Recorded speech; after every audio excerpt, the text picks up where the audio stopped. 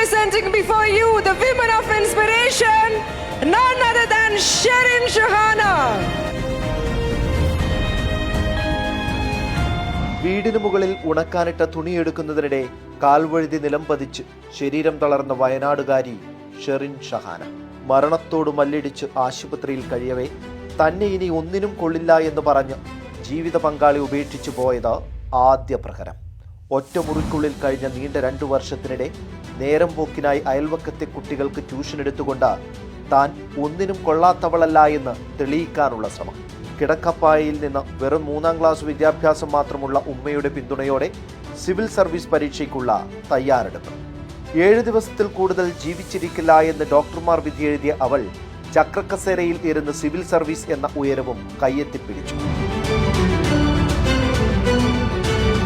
പോരാട്ടവീര്യത്തിന്റെ മറുപേര്. ഷെറിൻ ഷഹാനയെ editorial truth care pharmacy wonder woman അവാർഡിൽ ഖത്തർ മലയാളി സമൂഹം ആദരിക്കുന്നു. എന്റെ ലൈഫിൽ 2 വണ്ടർ വുമൻസ് ആയിരുന്നു ഉള്ളത്. അതിൽ ഏറ്റവും മോസ്റ്റ് ഇമ്പോർട്ടന്റ് എന്റെ ഉമ്മയായിരുന്നു. കാരണം ഉമ്മ ഇല്ലായിരുന്നെങ്കിൽ ഒരിക്കലും ഞാൻ ഇവിടെ എത്തില്ലായിരുന്നു.